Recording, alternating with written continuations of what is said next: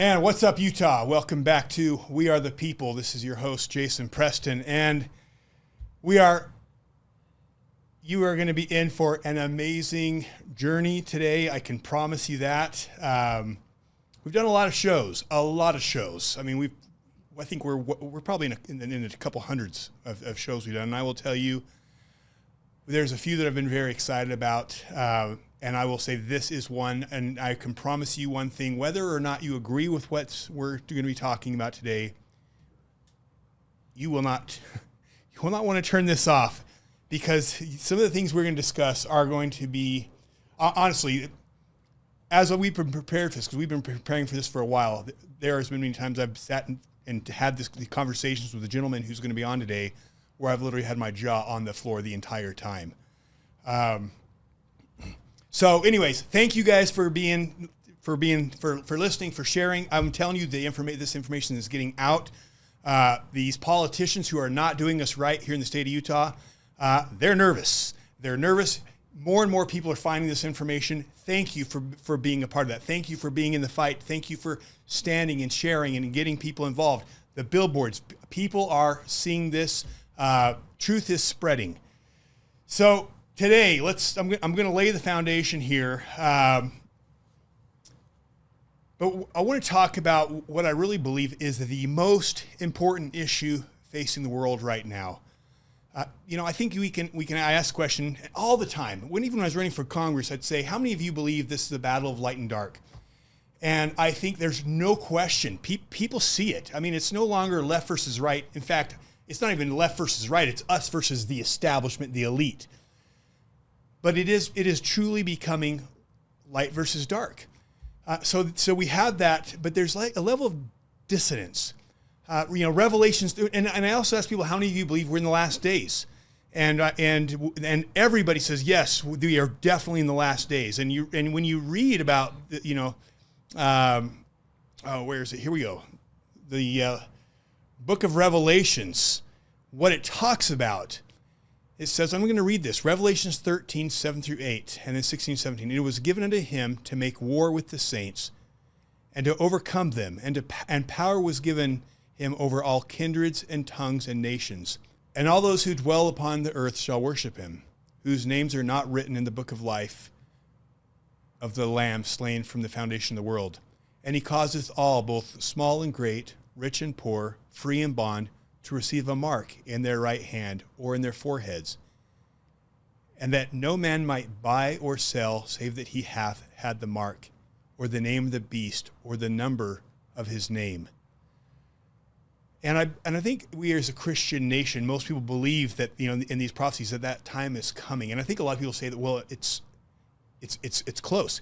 We're here in Utah, and a lot of people here in Utah believe in the Book of Mormon. The Book of Mormon, what does it say? In Ether, chapter 8, verse 24. In fact, we're throwing this up on a billboard to kind of remind the people of Utah, because the people of Utah are so asleep. And it's like, hey, aren't you guys the ones that believe that in the last days there would be secret combinations? In fact, Ether 8:24 says this: wherefore the Lord commandeth you that when you shall see these things come among you, talking about secret combinations, that you shall awake to your sense of your awful situation, because of this secret combination which shall be among you. Or woe be it unto you because of the blood of them who hath been slain. For they cry from the dust for vengeance upon it, and also upon those who build it up. And it talks about how they build up to overthrow the freedoms of all nations, lands, and people. And I think clearly, again, whether or not you remember the church or not, the fact of the matter is we are a Christian nation. And as a Christian nation, we believe these things, and we believe this is about light and dark. But for some reason, there's a level of cognitive dissonance when we talk about the dark, about the enemy, about what is happening. You look at P. Diddy, that's come out lately, and clearly there's some very dark things there. You look at Epstein Island, clearly there's satanic things happening there. The child trafficking, the ritualistic abuse, Marina Abramovic, her spirit cooking that goes around, that these Hollywood actors are participating in. We see it in Hollywood. We see Sam Smith up dancing literally as Satan. It's in our faces. In fact, how about the Olympics? just absolutely mocking Christ. There's clearly a satanic element growing. The United Nations, you see these statues and all the satanic ties to that. And Coca-Cola. I'm going to play a little clip. I'll play it right here. Because I think it's so important to set the stage. So at the Coke store, you can personalize a message. You can put Allah loves you. Or you could even put, let me see, let's just try it out. Buddha loves you.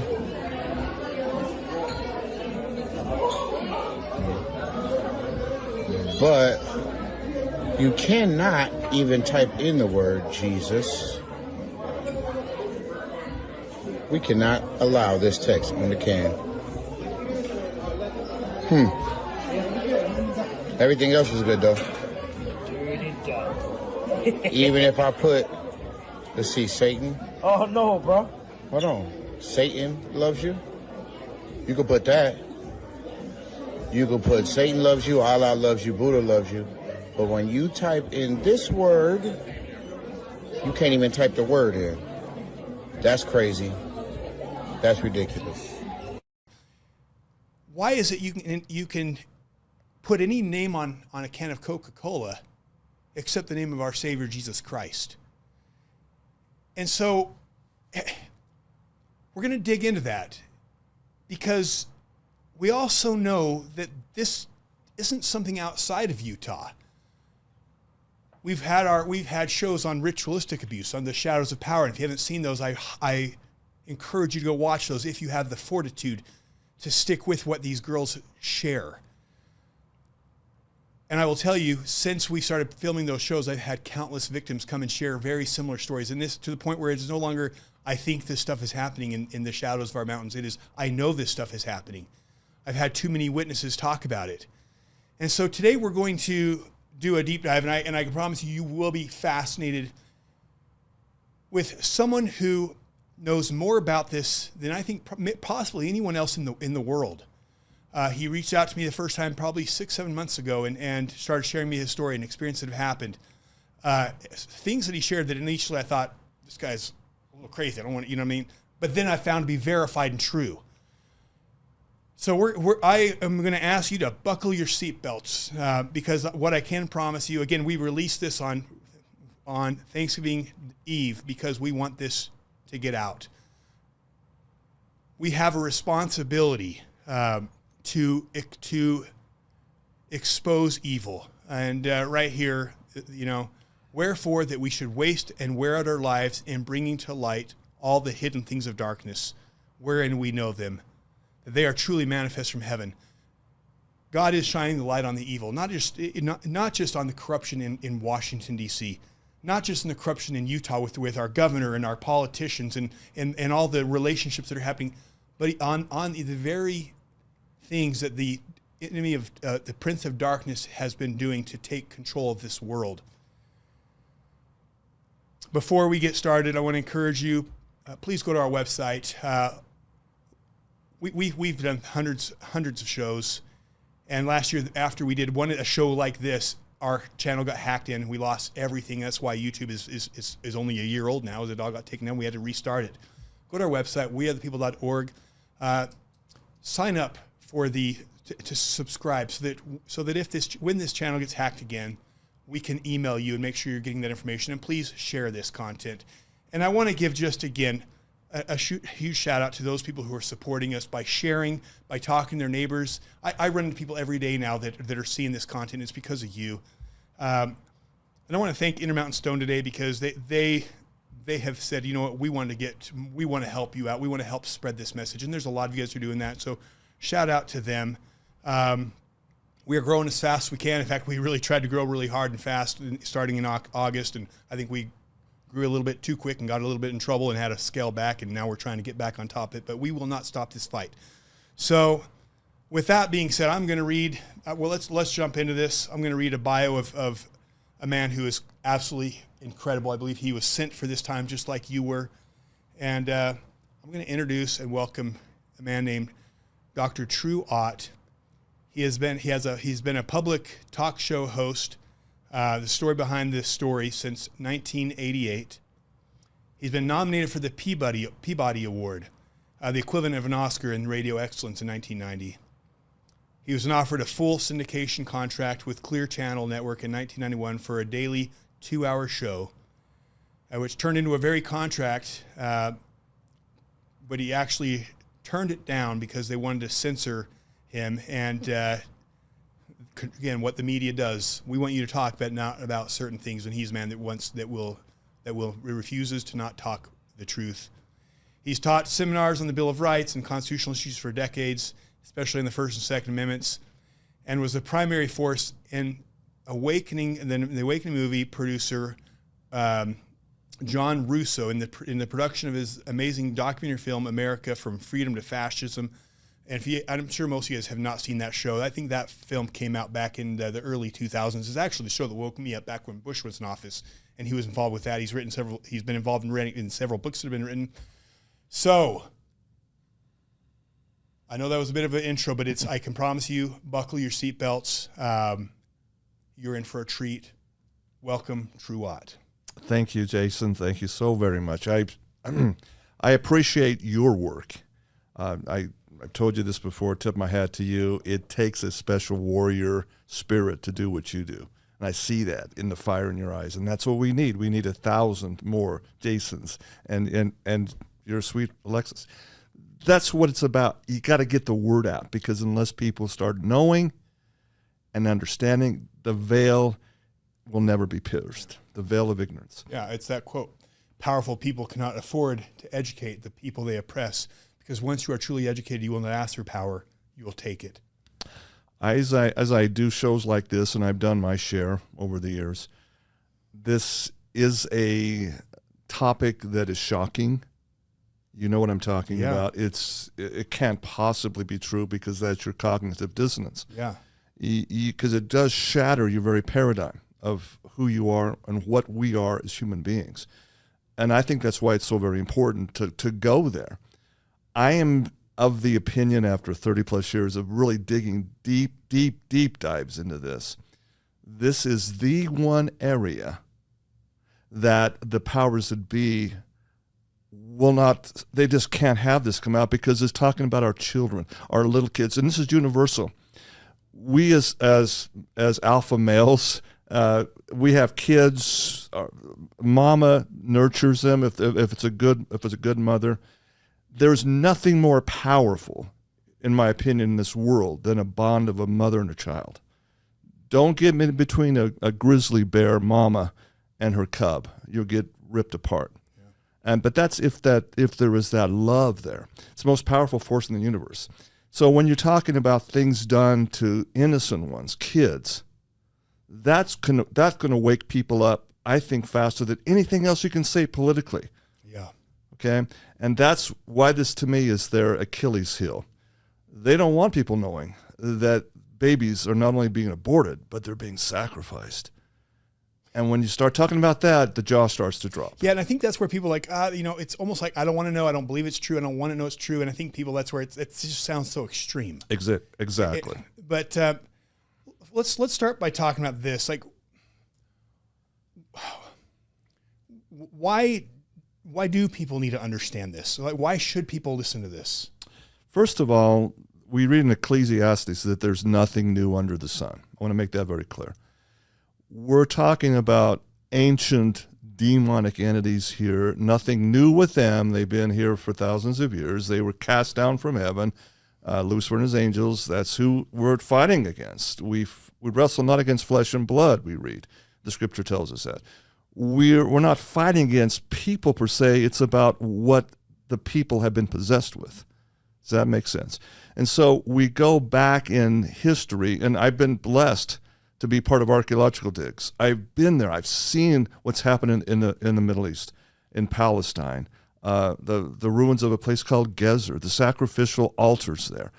What we see in the United Nations in the meditation room is nothing new under the sun. The same thing was there in that Joshua came and destroyed. So I want to get into the United Nations, but I like to maybe back up a little bit. But maybe first off, tell us, what is this? What I mean, help us connect the dots, because you've got P. Diddy, you've got Pizzagate, you've got what's going on in the Olympics. I mean, is it all just is this stuff? What's going on here in Utah? What's going on with these corporations? Is there connection here? Is it just random people who are? I mean, help us. What is this? Looking at the history, Jason, we got to go back to the very beginning. An individual that we know from the book of Genesis, the beginning, which is Cain. And Cain was a murderer from the beginning. He slew his brother Abel for what? For jealousy and for gain. For ego, basically. He was not happy that his sacrifice or his offering was unaccepted. So that's the very core. He made a covenant with the serpent, the fallen one, which is Lucifer. This is where the whole Old Testament narrative comes full circle. Like I said a few minutes ago, it's old demons. We live in a new age, a new time. We're fighting the exact same demons.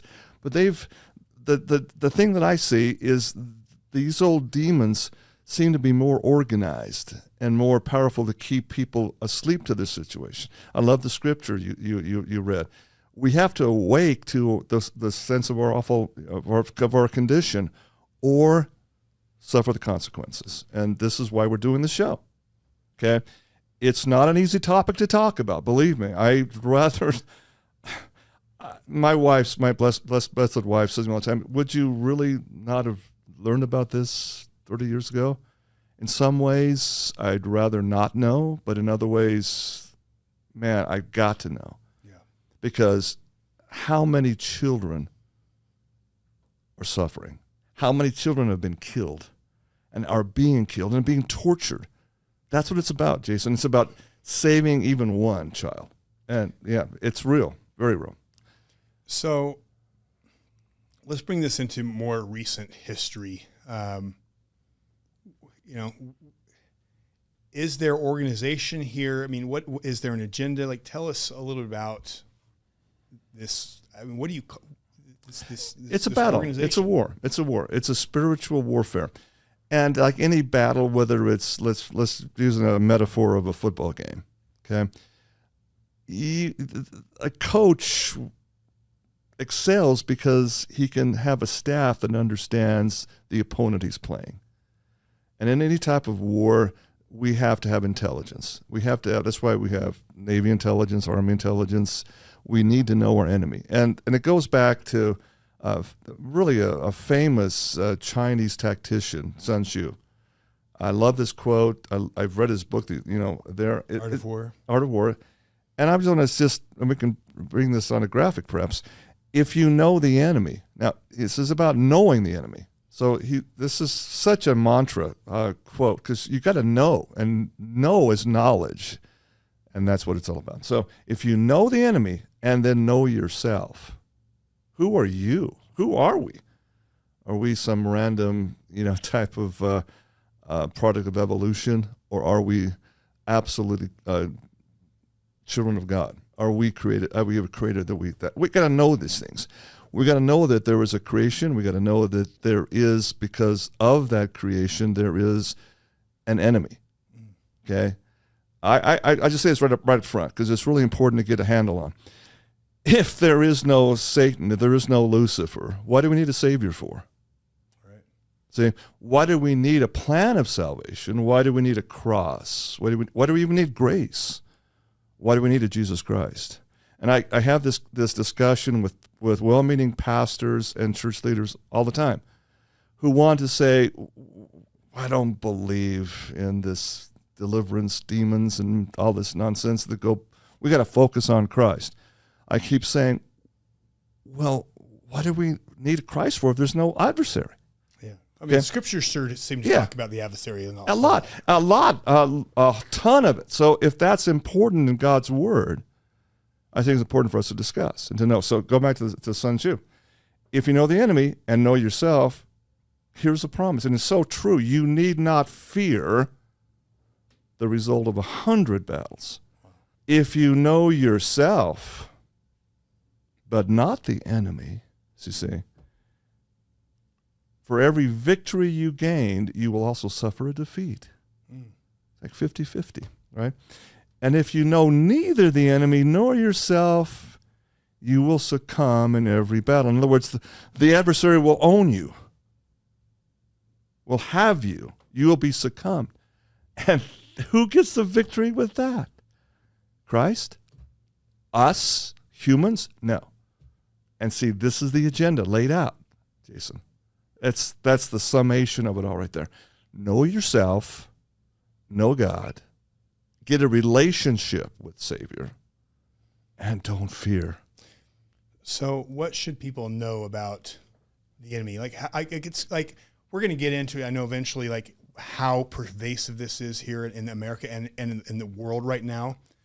But how do we go from the time of the founding fathers and that were clearly a God-fearing, set up a country based on, faith. It was, this country was clearly founded on miracles. God was intervened. The founding fathers knew he had intervened. And they said, you must be worse than the infidel to not recognize God's hand. I think George Washington said that in the establishment of this country.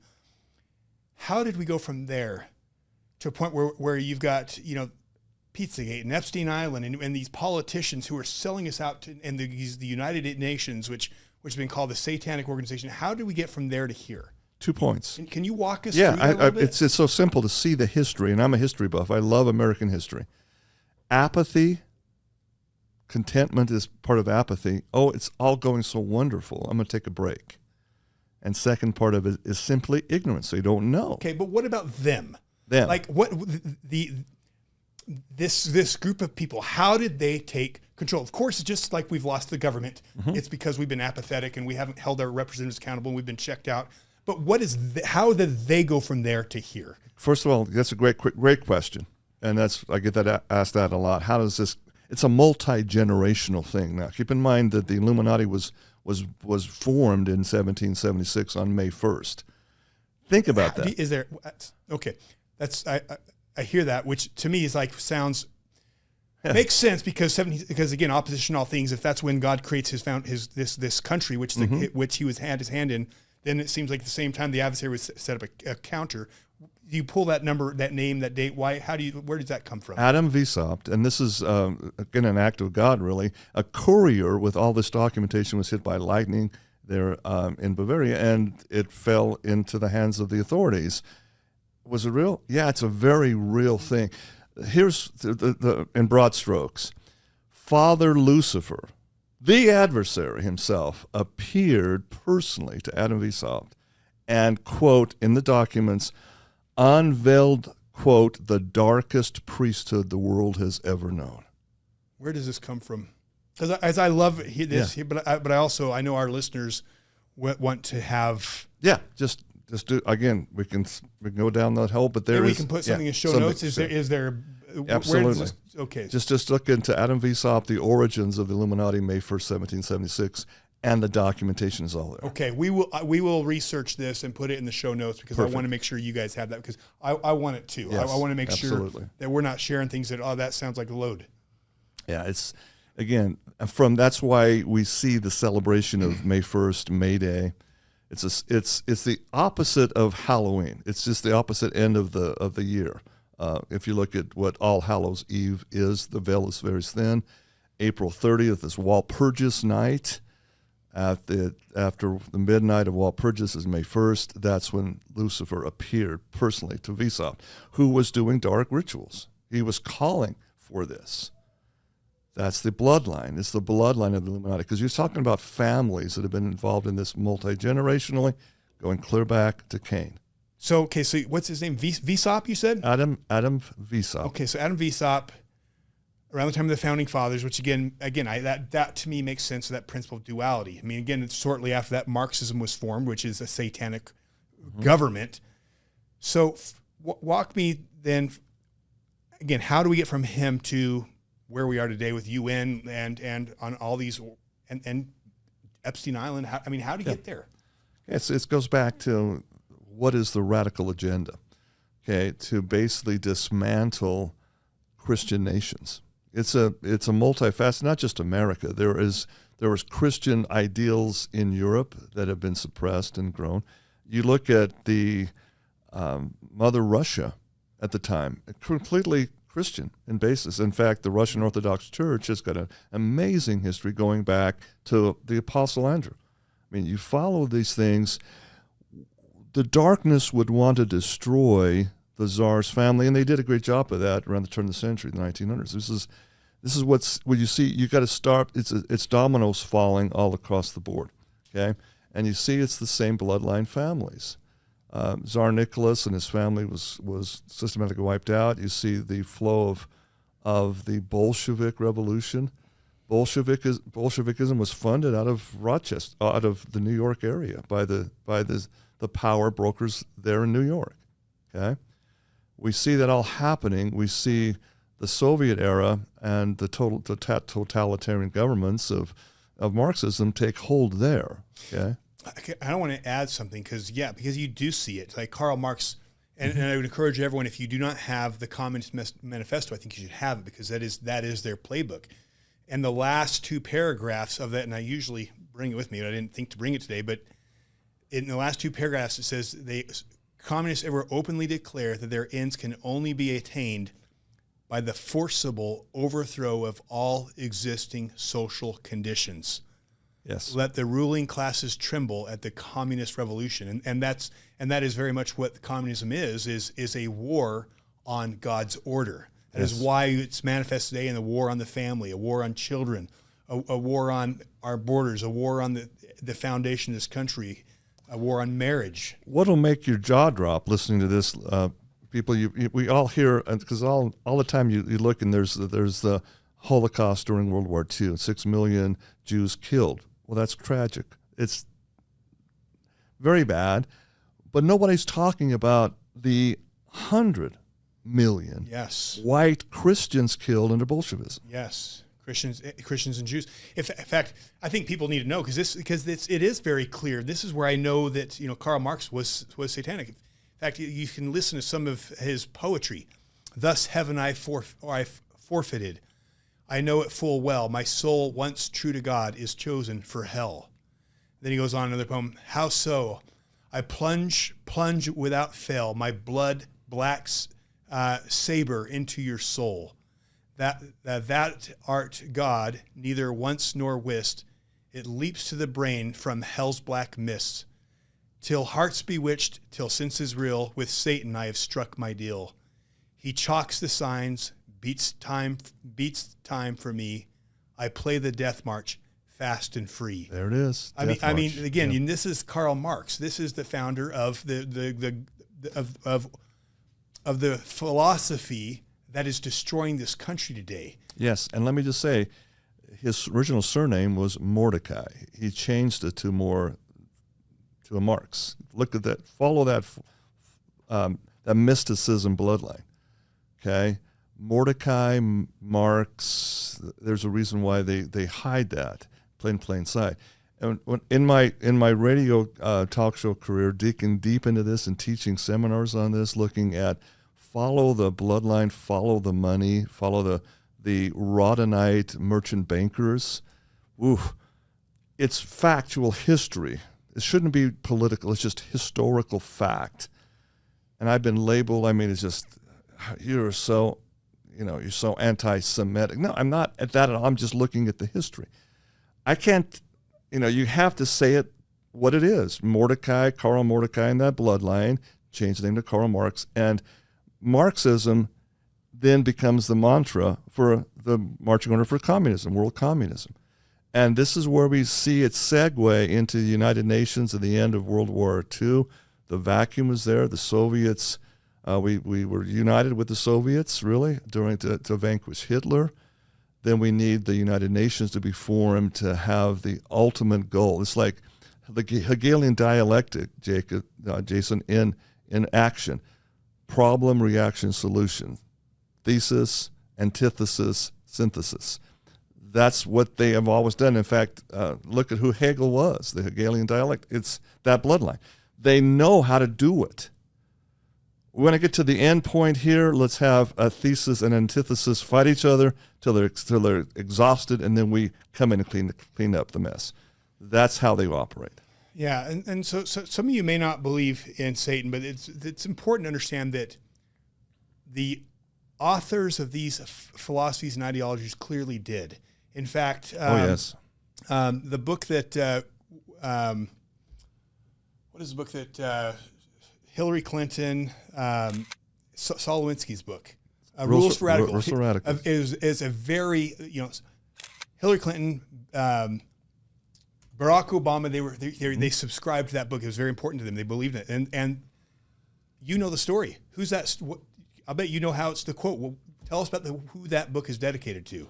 It's dedicated to the author of all rebellion, the rebellious angel himself. Yeah. So even these leaders, yes, subscribe to a book that is dedicated literally to Satan. Exactly. Satan, aka Lucifer. So yep. You talked to me in the past about Blavatsky and her connections to the UN, because I'm trying to understand, because I know we're going to get to the UN, because the UN is very important to all this, because the UN is right now is reshaping the world.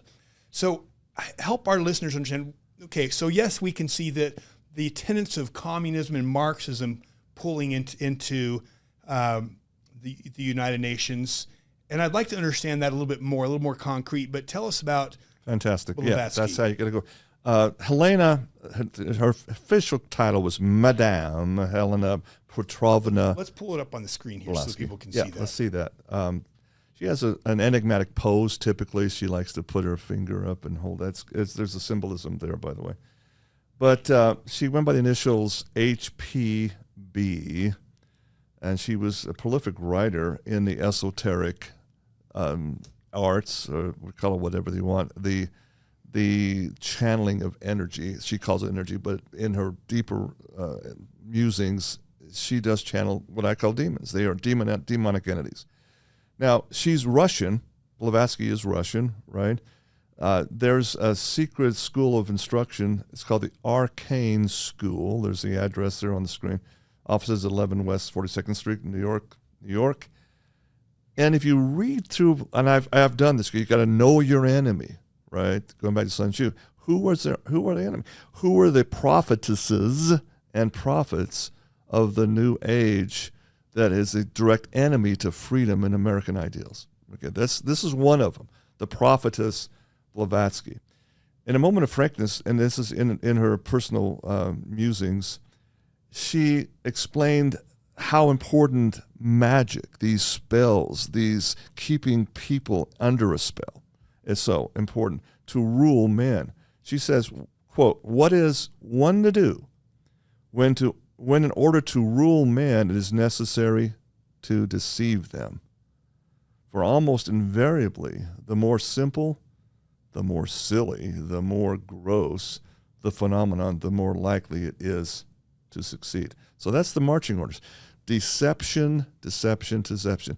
And we see again the words of Christ when he's describing who the enemy is. He says he is a liar from the beginning. He deceives mankind from the beginning. He obviously deceived Cain into an alliance with him. And the bloodline of Cain is what we're talking about here. That's the structure. That's the whole thing in a nutshell, really. So we see Blavatsky and the Theosophical Society. That's what she formed. Theosophical Society. Okay. Theo means God. Tell us about the Theosophical Society. I can't even say the word, let alone Theosophical. We know you've heard of philosophy, right? It's a study. So. Okay, Sophy means to think. So we're talking about Theosophy is meaning thinking about God, but in this instance, their God, little g, is the God of this world, Lucifer, the light bearer. And you see this all through her writings. She honors the light bearer as being the one bringing the real truth and paints the creator as the demigod, the evil one. Totally inverts this. Tell us more. Help me unpack that. Okay. Like, how do they logically? It's again scriptural. We see this in the Bible. I can't give the exact quotes, but it's there where you turn darkness into light and light into darkness. They invert that. That's what a deception is. That's what a deceiver or a liar does. So what is it they believe? They believe that the God of Lucifer, the light bearer, the light bringer, is the good God, and everything that he prescribes is for the good of people. It gives them freedom. How do they rectify that with the Bible and with the Garden of Eden? And how do they? They want you to believe, first of all, that that's a myth. Okay, so what is it they believe then? They believe that, again, the arcane, study of the arcane, the occult, the hidden things, and having communion with those demons is the real deal. The other thing is false. The God of creation is false. Thus you have evolution. Thus you have all these sciences, so-called, to say, well, no, we're really, the Bible's a myth. You can't trust it. We know better. Go back to science. The white coats are the new high priests. That's all part of this, okay? To get people to say, and again, let me just say this. It's not something new under the sun. We see this in Ecclesiastes. We go back to Nineveh, well, okay? You know, because you read in the Hamblin victim statements, these girls, they believe that, and I don't know, maybe this is just them, maybe it's not connected, but what I thought I remember reading is that they believe that Satan is the good guy and that Christ is the bad Exactly. guy. That's what I'm talking about. So tell us, explain that. They invert that. See, well, how? Tell us. Okay, but that's their doctrine. And they justify the ritualistic sacrifice of children as being a sacrament to the one true God. And so they think it's a virtue to lie, to steal, and to sacrifice children. That's why they justify it. How? Give us the logic. How do they logic that? Okay, so like I said, they invert it completely. The principles of what we know in the true Christian philosophy of the New Testament is that life is sacred. Children are sacred. We see our Savior calling the children to him to bless them. And he says, it's so powerful to me, one of the most poignant scriptures in the Bible to me, when he says, he who would offend one of these little ones would better than a millstone be hung on his neck and drown in the depths of the sea. That's a pretty graphic punishment, to offend a little one. What does that mean in the Greek? If you go to the Greek and understand that it has sexual connotations, molesting them, torturing them. That's what that really involves. So Christ is like saying, listen, I know who you are. I know who's in charge in this power in this world frame. You see in Scripture, he was taken by Satan to be tempted by Satan with power, with blame, with fortune on the mountaintop. And he said, get behind me, Satan. This is the inversion. But those that follow Satan, that to them is the true God. Okay. So when all of the Mount of Transfiguration happened and he said, no, get behind me, then Satan is like twisting all of that.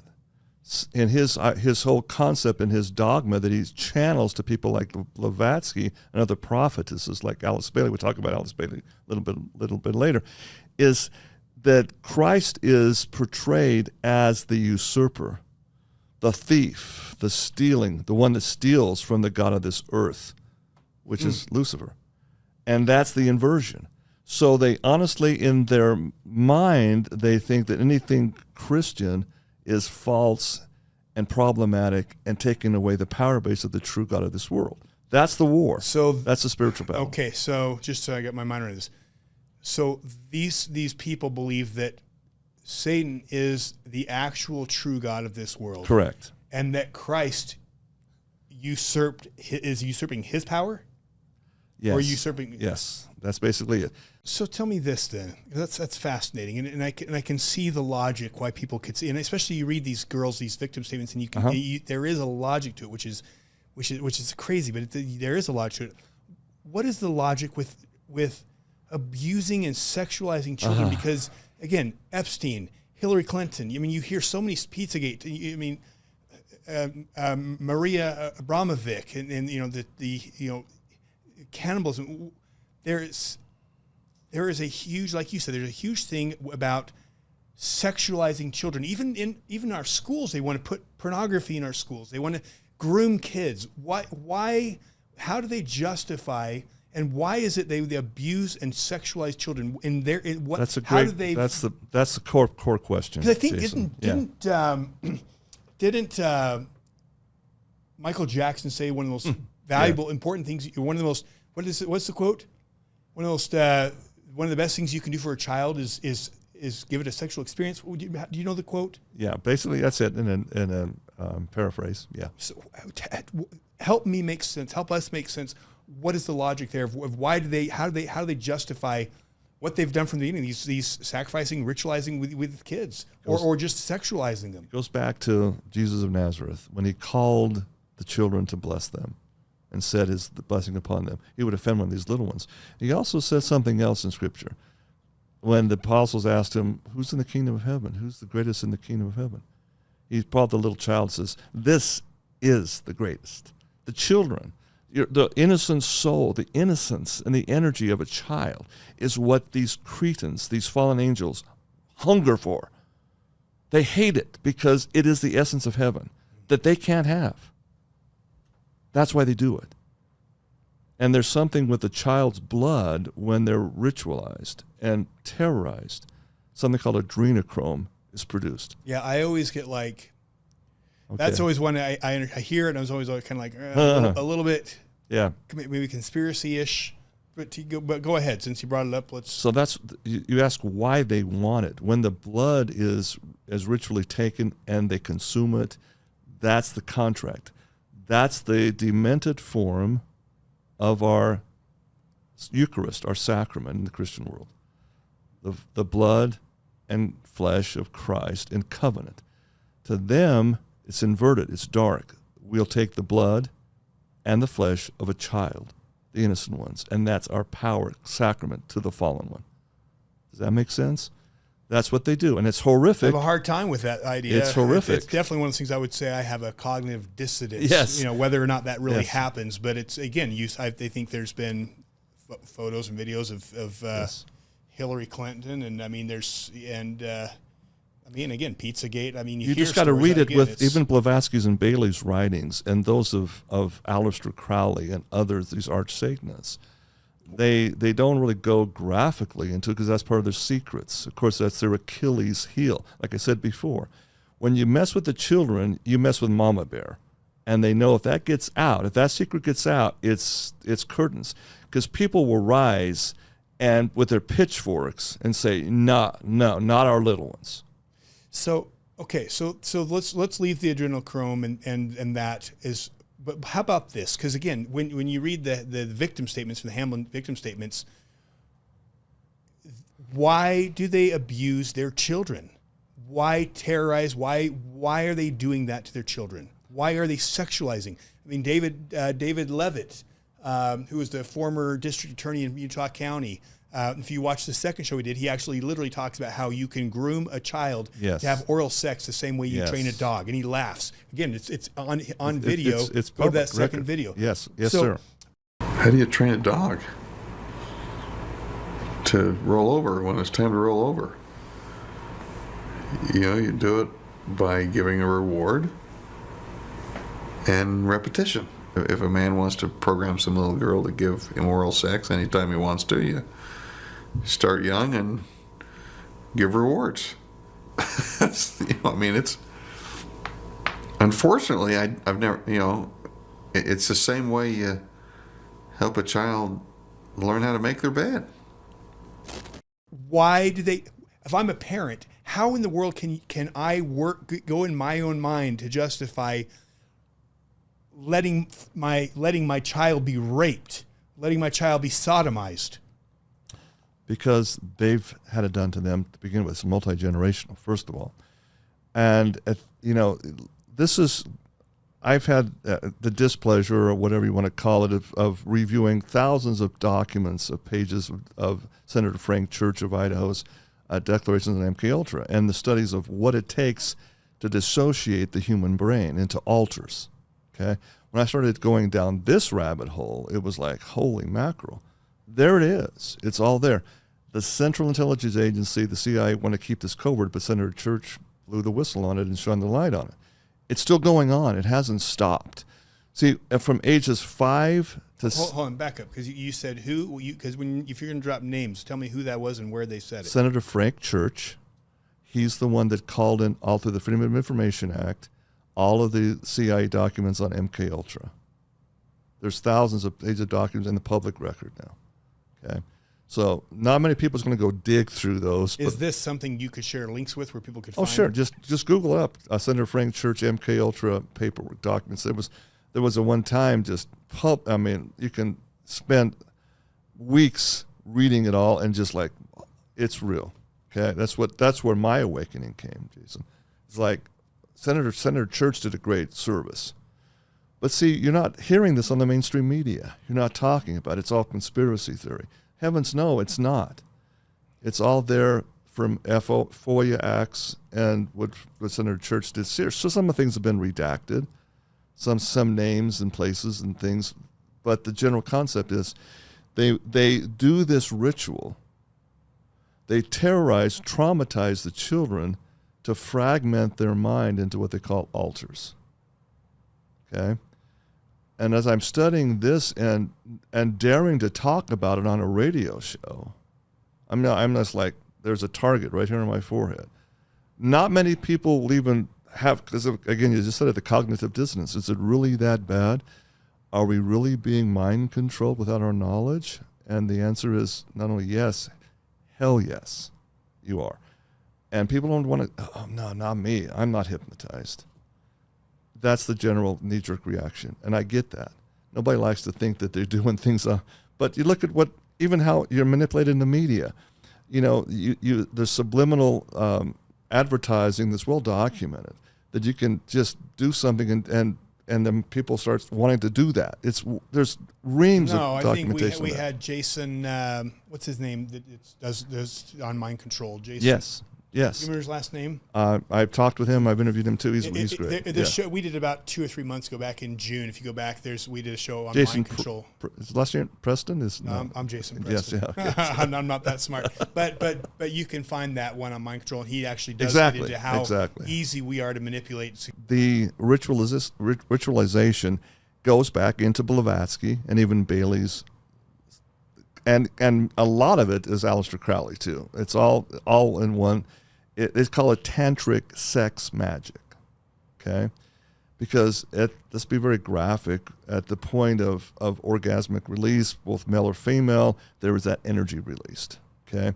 So that's what they worship. They want to maximize that euphoria. They say that's the closest you experience to godhood. Exactly, right? exactly. That's in their writings, okay? So they do rituals and even herbs that prolong that and make it more lasting. And they utilize, believe it or not, the demon side to make that happen. That's the perversion of it, okay?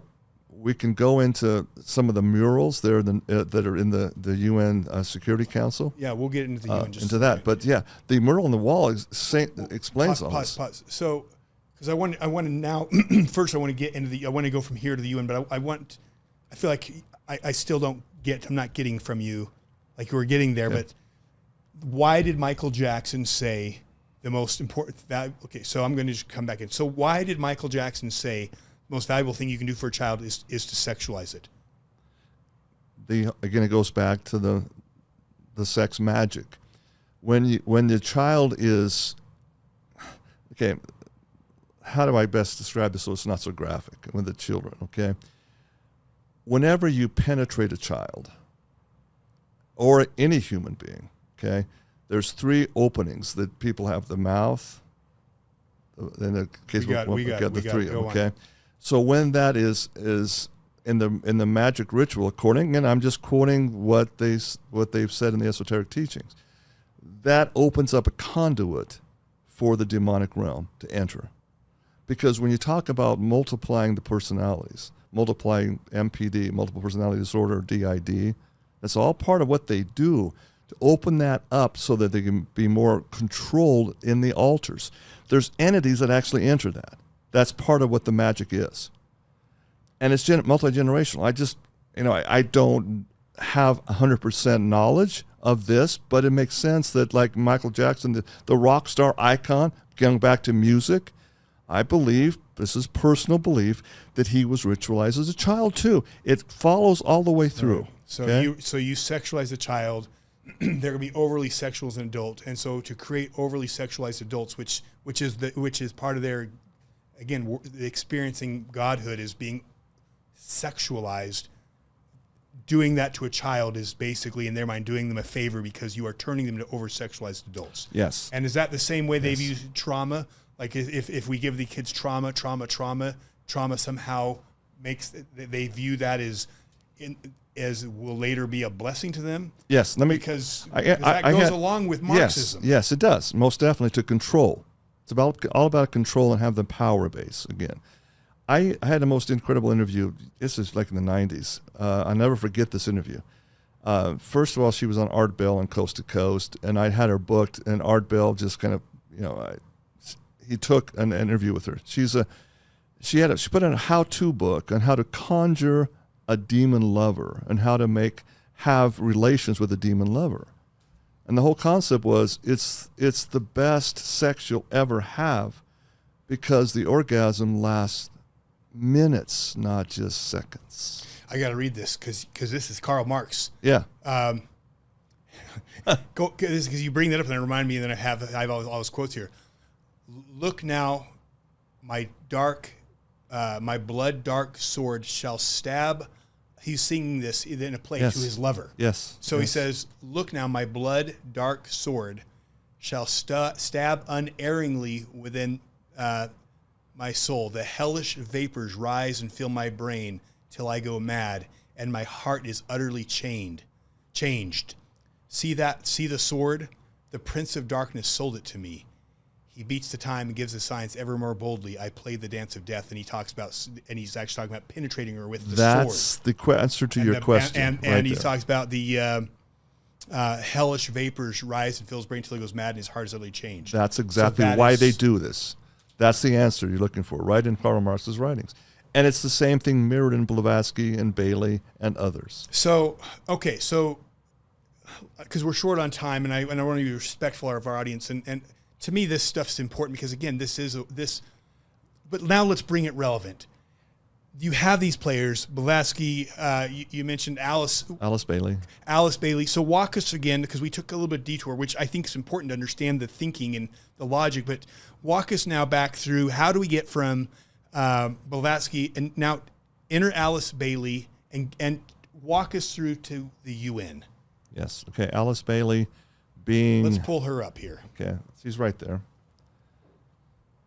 I call her the mistress, Madame. We have Madame Blavatsky. Now we have Mistress, New Age Mistress Alice Bailey. She's the one that pretty much coined the phrase the New Age. Okay. She was an ardent disciple of Theosophy with Theosophical Society and Blavatsky. But she had as a child, she realized that she had this gift to channel entities, right? She talks she's written many books, and to fund these books, she got wealthy investor to come in. They actually formed a trust called the Lucifer Trust because it's honoring this god of light, Lucifer, right? She, in her writings, she says this, her main guide is what she called the Tibetan, and she had the initials DK, later identified as Dwai Kui. If you look at the Tibetan interpretation of that, it's the bringer of light. It has to be Lucifer himself. So she forms the Lucifer Trust, and we see from that the money power that comes in through the Rockefellers and the Rothschild. Rockefeller changed his name to Rockefeller, came over from the same bloodlines now into New York, and that's the funding. That's the money. You follow the money, you see where we're going with this, right? So Lucifer Trust, the Christians of the world saying, wait a minute, that's the dark angel. Well, we know. So she changed that to Lucis Trust. Okay? I don't have this to show on the screen, but just look up Lucis Trust and see the emblem, the symbol. But look at it closely inside. You see there is a 3-pronged trident with the extended middle fork coming up, and we see it piercing the heart of the cross. The symbolism is this: the trident is always been the symbol of Satan, Lucifer. What this is clearly saying to me, the Lucis trust symbol, is Satan is piercing the usurper Christian religion, is cutting it to pieces. That's the symbol to me, and the angle and powers coming up. Notice the triangular pitchfork going up to the God of this world. It's honoring Lucifer. Wow. And what is there symbolism with a triangle there too? Oh yeah, this is all goes. And in fact, if you want to, we can spend a whole hour on this one. So give it to me briefly. So it's just showing that it's the empowering of the same arcane studies of Bailey about the power of the pyramid, the New Age power, empowering the God of this world to come into you through the delta. So the triangle, all of this is very symbolic. Everything is powerfully symbolic. Okay. So that's basically it in a nutshell. Okay. So she creates the Lucifer trust and changed it to Lucis trust. Lucis trust. Okay. And the symbolism is so important. Yeah, okay? that was interesting.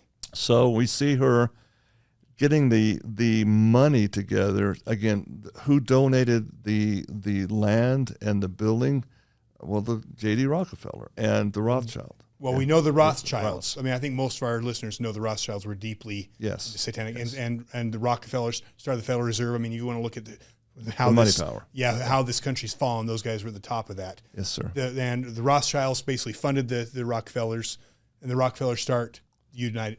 Yeah, the original. They give the land for the United Nations. Correct. The money power from the Rothschild family. That's German for Red Shield, but actually the name was Bauer family. Okay, so you see from the Bauers, you see them changing the name to the Rothschild or the Red Shield, and that's the brothers. They manipulated their money, the money system. They had again going back to knowledge is power, right? They knew who was going to win the Battle of Waterloo. They knew, and they shorted the market and made a killing in the European area, and it translated into their power base. So coming back to, walk us through, where does Lucis trust the Rockefellers and this satanic religion? How does that fit into the United Nations? They're all brothers and sisters, okay, in this trust of Lucifer. That's who they are. Okay, you have Bailey. You have Bailey and the Theosophical Society all being their point of their spear, saying, okay, this is how we control and offer this world to our God, Lucifer. This is how they formulate it. Okay? So we see that the money power is there, the land is established, and we see the formation of the United Nations. Now we see people that are awake and alert. I would shout out a famous Utah Mormon, Ezra Taft Benson saw it. David O. McKay saw it, and they warned this.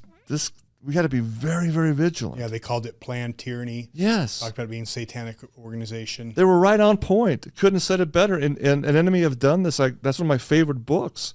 He's so right on. Ezra Taft Benson as Secretary of Agriculture under Eisenhower. So, what is their religion though? Because the Theosophy. And where is it being implemented in the UN?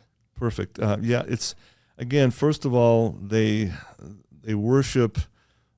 Another name for Lucifer is the Green Man, and maybe that could be one of his underling demons. But the Green Man is Wicca, and the arcane practices there come in to save the planet. The Green Movement. Okay, so that's all part of it. And in that context, what is really an oxymoron, in that philosophy, Jason, it's we're going to destroy man to save the planet. See, too many people is a drain on this wonderful green earth that our God wants to keep so pristine. It's His world. We're preserving it for Him, and so we got to cut back children. We got to cut back the rates, which brings us to the eugenics movement and Bill Gates and the rest of all that nonsense. Okay, they want to keep the human virus, the scourge of humans, at a minimum, and that's the other part of this agenda. It's a huge part of this agenda. And that's why it's interesting, is that climate change is such a big push, but isn't part of the religion? Obviously, it is the worship of climate change, the worship of the earth.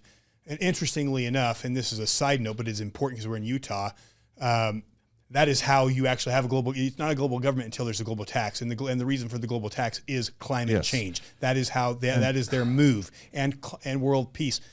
And and the opposition to the climate religion has always been the conservatives. Well, here in Utah, you have John Curtis, who has inserted and helped these people by starting the conservative climate caucus and Yes. pulling all of the Republicans into the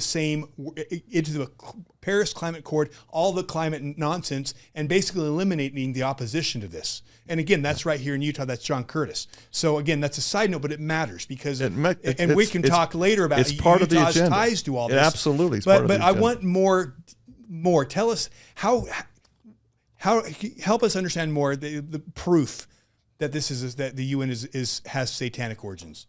Okay, so we go back into looking at, again, I'm an accountant for whatever that's worth, and as a forensic auditor, I was trained in that, and you follow the money, you can pretty much tell a lot about the organization and where it goes, and where it's focused, and where the money comes from, and then where it goes to. And so you follow the money trail, you see this thing coming at the building of the architecture. A lot of people don't realize that the United Nations is like the Vatican. It's its own nation state. It has its own police force, fire department, and more importantly, its own intelligence network. And when people realize that, the whole building, floor number 7 in the United Nations Tower is all dedicated to this.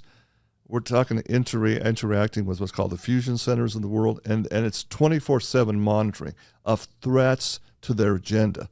You got to hand it to them. They're pretty doggone connected to keep their intelligence going. What is this?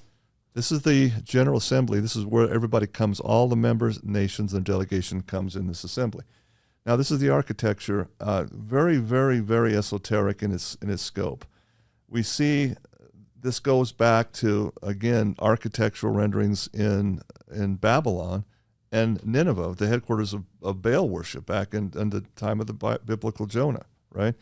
We see that we have a heavens above. We see this emphasis called the sun. It's a sun rays. It's in a very esoteric symbol. We see the sun radiating out. We see the light of power, the illuminated power coming down to the podium. To me, that's completely symbolic that the power comes from Lucis Trust or Lucifer. I can see that. I can also see what you see in a chapel. Yeah. So I mean, I think that could go both ways. Well, a chapel is designated as a spiritual place. Okay. All right. Okay. This is not. This is supposed to be totally free of religion. Okay. Okay. I got that. Okay. So let's go to the next one that we see on the grounds itself. If you go into if you Google up 666 Rockefeller Plaza, you'll see, or United Nations Plaza. Google will take you right down into this, and that is the address 666. Yeah. Okay. At least by Google Earth, right, maybe it's close by. It'll come right back in. So tell us what this is, because this to me is a major. Why is that there? Yeah, it's completely the beast of Revelation. It's like you saw the beast rise out. Don't have the scripture handy with it, but if you just follow the scripture and juxtapose it on here, it is absolutely an effigy of that winged beast. It fits all the pieces. Now let's go to the next one. This is just a fairly recent effigy, but to me, if you understand, again, if you read Alice Bailey and Blavatsky and people like Manly P. Hall and others, The Secret Esoteric Teachings of All Ages, you see the reason why there's 13 in a coven, or in Wicca or Satanism, it's always groups of 13. You have 12 women with a mother goddess or priestess in the center. This was actually given, of all things, from an Abu Dhabi group of women, Solidarity Women. Okay?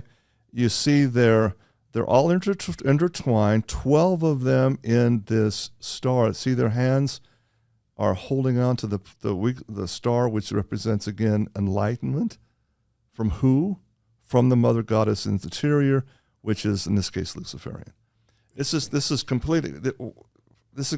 fits exactly the model of Bailey and Blavatsky. Okay. Now, there was an interesting. The second UN Secretary General, I forget his name. Dag. Is a Sweden guy. His first name is Dag. Anyway, he was killed in a plane crash with a total of 15 officials from the United Nations killed in this plane crash. So here's this stained glass window dedicated to this man and the 15 that dies. Now, if this isn't, I can't just pull it up and look at it. Here is this effigy in the center is some kind of a hoofed animal with a human head on it, a chimera. What is that doing in the stained glass window?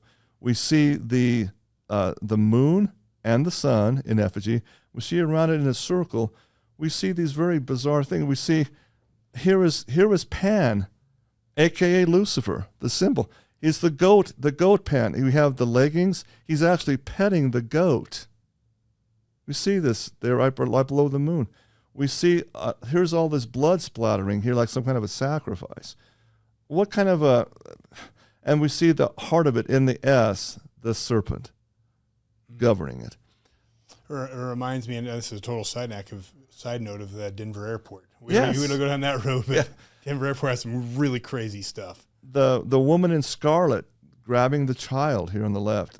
It's just like a harpy taking the child sacrifice. I mean, these things to me just reeks of. This is in the UN. This is UN, and it's dedicated to the memory of these 15 people killed, including Dag. Tell us about the meditation room. Okay, let's go to the next. That's a good one. Here is, oh man, we could do a whole show on this one. There's just the esoteric symbolism of this itself. Here it is, a picture of the meditation room at the UN headquarters. Now, the dimensions are important, and it's all symbolic. You have exactly 18 feet in width, which happens to be a very esoteric number, according to Bailey and others. 6 plus 6 plus 6. Where have we heard that before? Right. The Book of Revelation tells us that. So 18 is symbolic of 6 plus 6 plus 6. It's exactly 33 feet long. This happens to be 33 degrees of Freemasonry. And there's 33 sections in the UN logo. We can dig into the symbolism of what that is, dividing the world into 33 sections. But here it is. It's 6 tons of magnetite. This actually puts out an energy field. Okay? 6 tons of it in a black altar. And it's sitting on a stone pillar anchored into the bedrock of Manhattan. It's like, to me, it's bringing the energy from the infernal realms up into this magnetite, where people can come and get the feeling. I think you actually told me this. Wasn't it actually built on top of a slaughterhouse, the UN? Oh yeah, it's absolutely abattoir. It was one of the, I mean, not just any slaughterhouse. This was a major East Coast slaughterhouse. I mean, they chose that as the land. Yeah, site. And also 666. Okay, fascinating. Pigs and cattle both just massacred there. Okay, so we see, and you can. This is directly from the UN's own information press release. This is. And it's dedicated to the unknown God. Seriously, the unknown God. Now, we read in the book of Acts and Corinth, the letter to the Corinthians, Paul wrote to the unknown God, He I declare unto you now. It is Jesus Christ who resurrected, who came to Saul on the road to Damascus and taught him and changed his name to Paul. That's an amazing power there. So it's the same ancient demons in modern time. Nothing new under the sun. The ancient Greeks did this. They were worshiping the same oracles of Delphi, the same psychics, the same Madame Blavatsky's back in that day in Greece. See, this is what it's always been fighting. And so the UN, yeah, I think it's very clear. And again, Marxism, Theosophy, this worship, which is apparently it is the worship of all roads lead to God. Exactly. There is no one way. All religion is good. And that is kind of where the UN is pushing this new religion, correct? Correct, absolutely. Let me just show in the Security Council room. This is amazing. This is the mural there, and again, just go on the UN information website. This is public domain. You see that it has the actual symbol of the UN emblazoned into it. This, to me, eliminates all doubt what the hidden agenda is of the UN. They are absolutely and who is the Security Council made of? It's of the powerful nations. Okay, the five, we got the U.S. and so I won't go into that. But see, the oval, that symbol is universal in the feminine energy. That's the feminine vaginal opening. That's what it symbolizes. We see there. Look what they're honoring. Oh, they're kneeling and they're having a child below them. But look who governs them. Look at this entity above them, giving fruit to Eve in the garden. They're honoring that as the female the female energy field. Again, that's right in line with Alice Bailey's teachings. Interesting. Why they even have sex. And what is this below? Okay, look at this. This is I'm going to enlarge this if I can. Yeah. That's the phoenix bird rising. Now, do your own homework on what that symbolizes. I thought that was a good thing, right? No. Death and resurrection. I mean, isn't that good? But the phoenix in the esoteric is symbolizing the true God of this earth, they say. It's Satan. It's Lucifer. That's a symbol of Satan. Okay? We see the Phoenix, Arizona. We see this history. They want you to think it's good, but in their esoteric symbolism, it symbolizes Satan. Okay, so it's like one of these inverted principles. Here's the point. It's standing on the skin. He shed his skin like a reptile sheds his skin. He's rising and coming. It's his power, his day.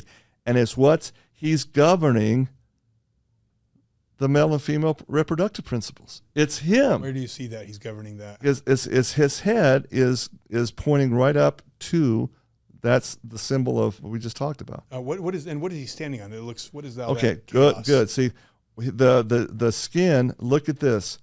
It's the infernal pit of Sheol. Okay? The Hebrew Bible is very clear in what constitutes the underworld, the domain of Lucifer, the fallen one. He's a vagabond in the earth. Sheol is a place where his demons reside. So we see the symbolism of the shield of Saint George.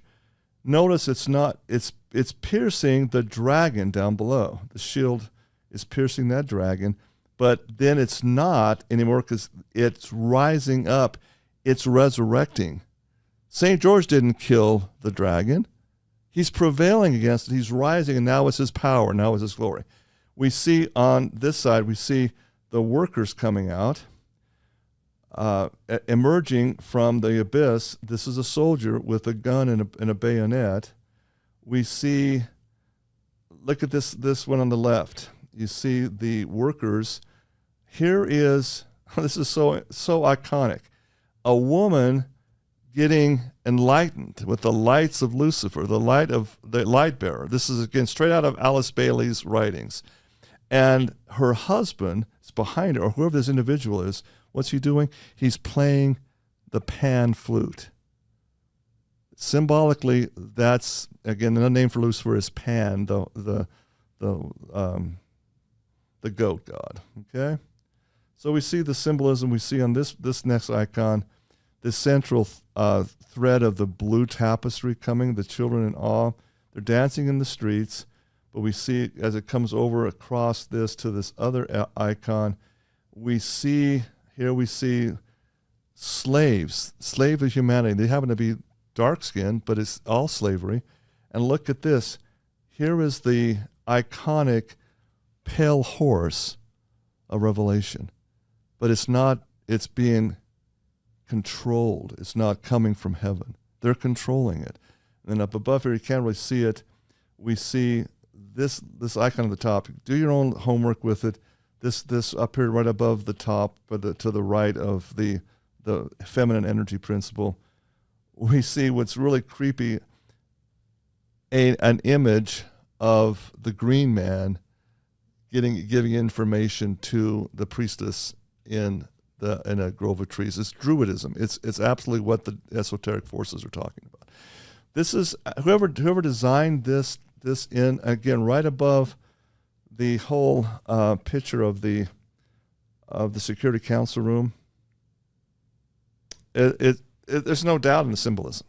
Yeah, It's just absolutely, in my mind, there's no doubt. Now, and we just wrap this up, a couple of things.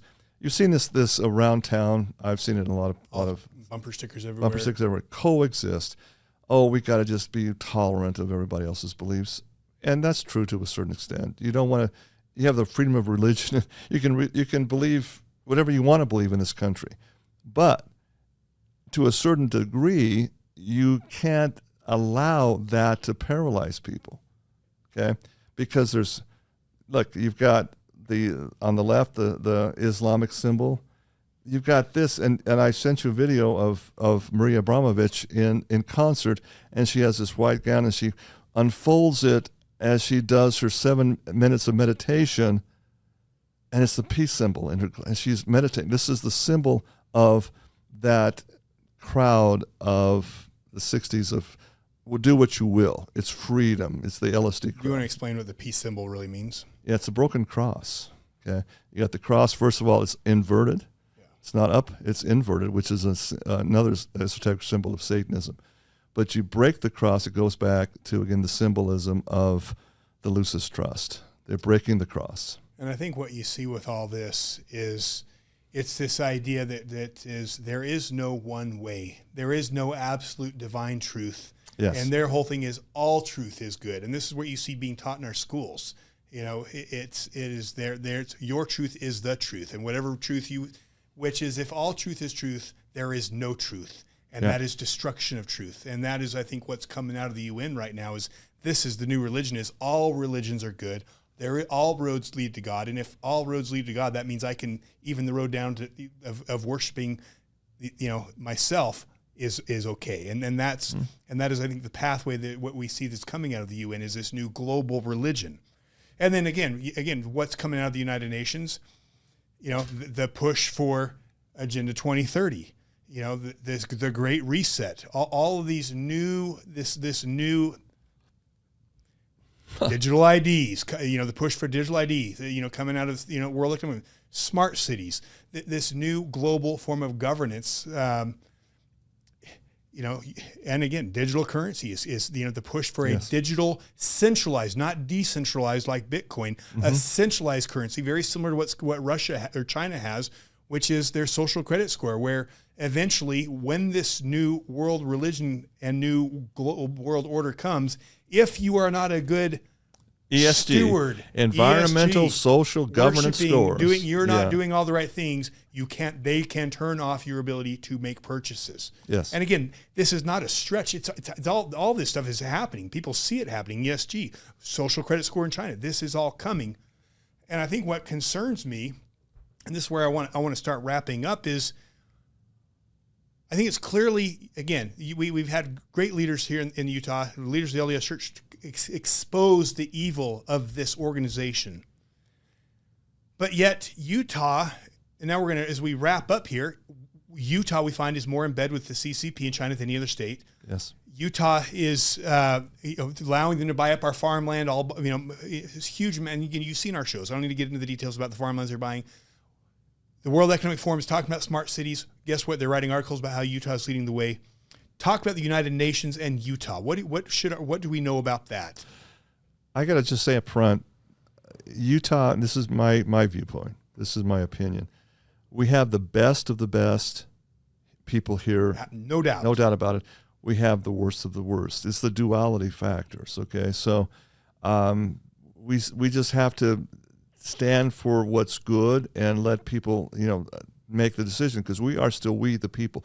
Majority still should rule in the state. And I think the vast majority of people in Utah are good, honest, hardworking people. Absolutely. They're just deceived. They're just lulled to sleep because they don't see. This is why we're doing the show, I hope, to help wake up even a dozen people if they can tell a dozen more, and before long it becomes trending. That's why I agreed to come on the show. Okay, so you asked me, where do we go from here? Well, there is so much good that can come out from people awakening and stopping this nonsense. Because I do want to hit this.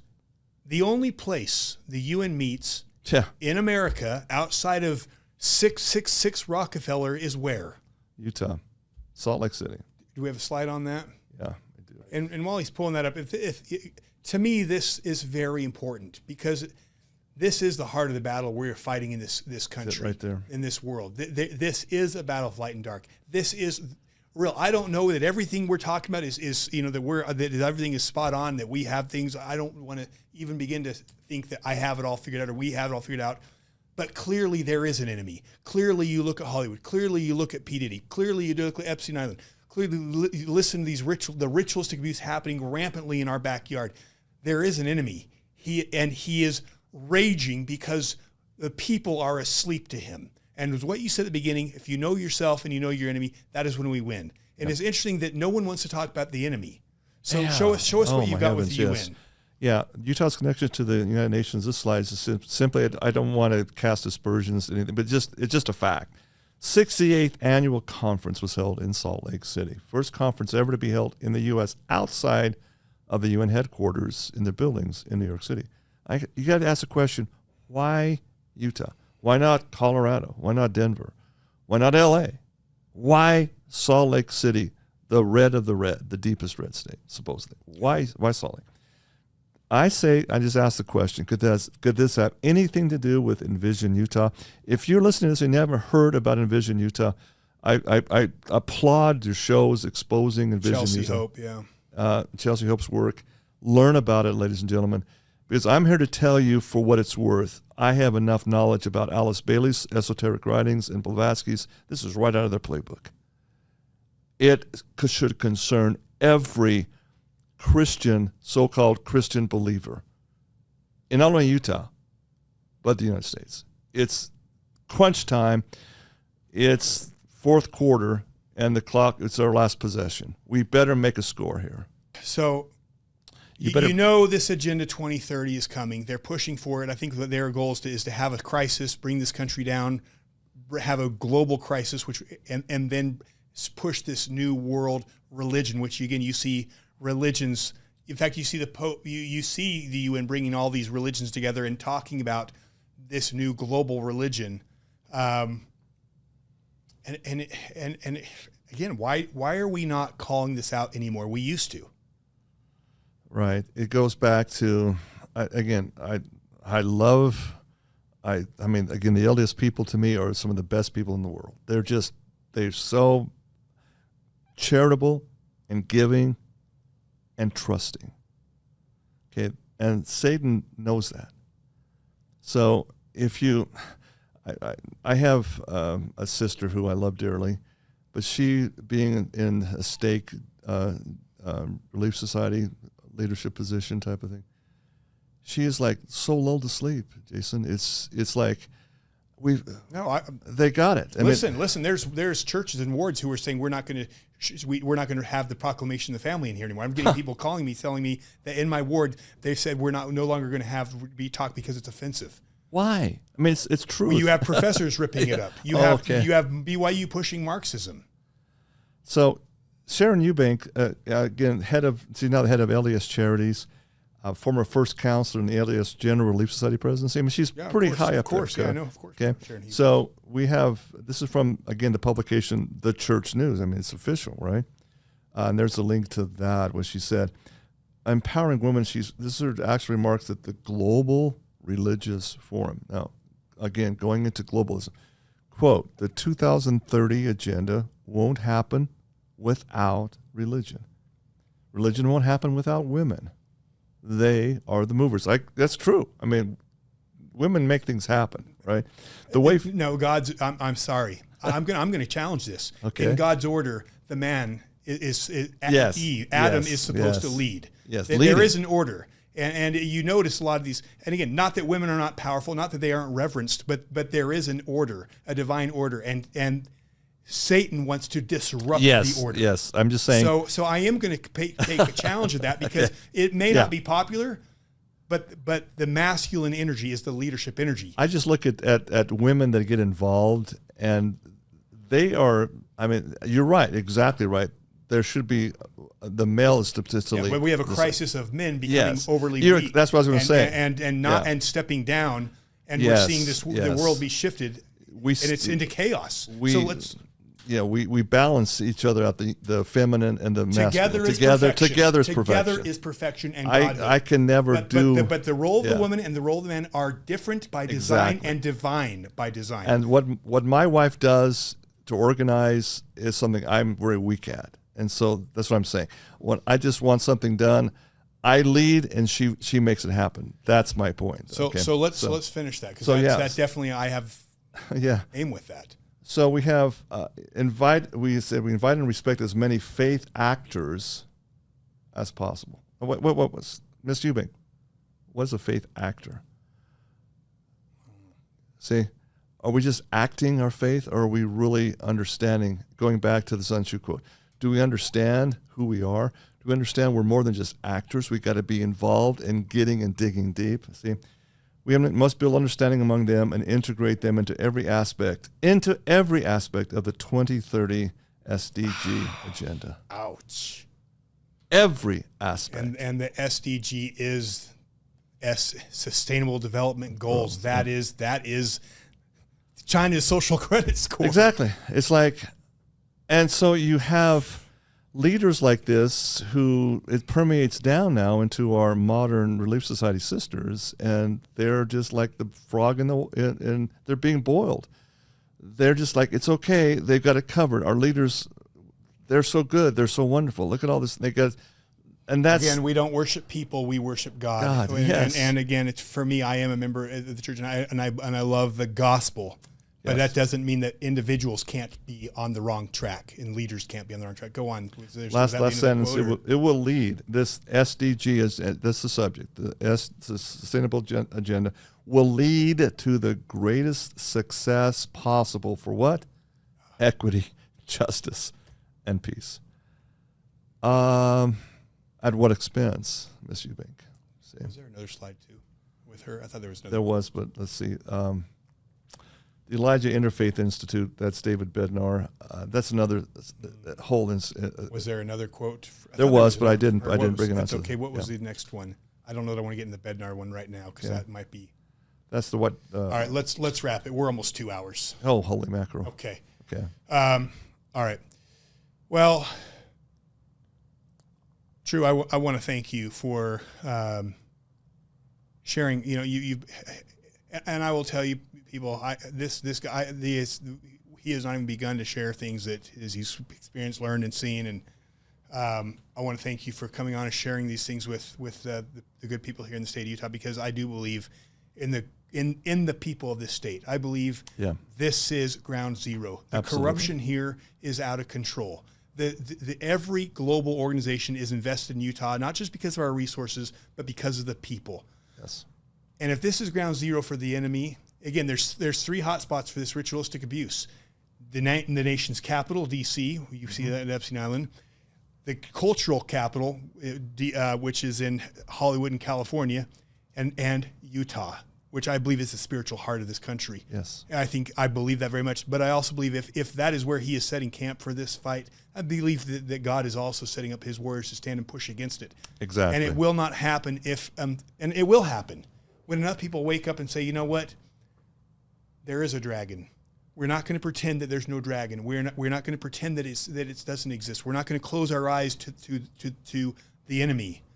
We are going to look and face this enemy. We are going to acknowledge it, and we're going to fight it.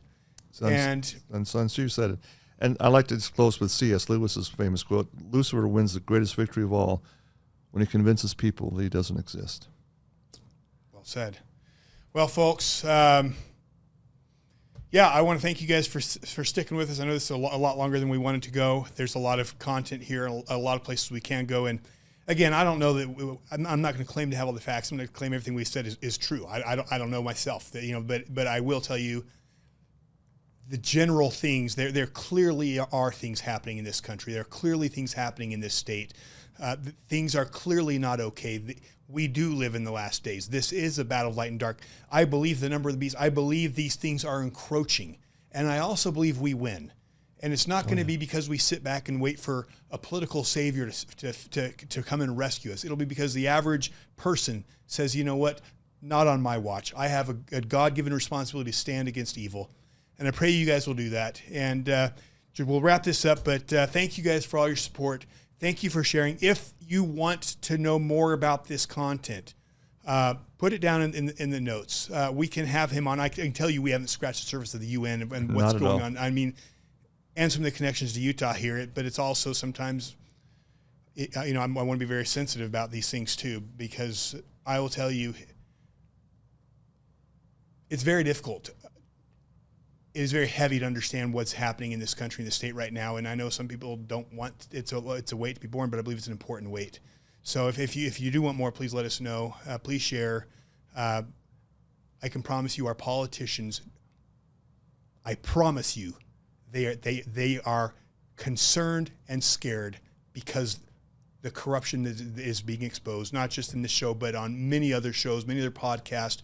And we are going to do our darndest to make sure that we take this state back from them. So God bless you guys, God bless America, and God bless Utah.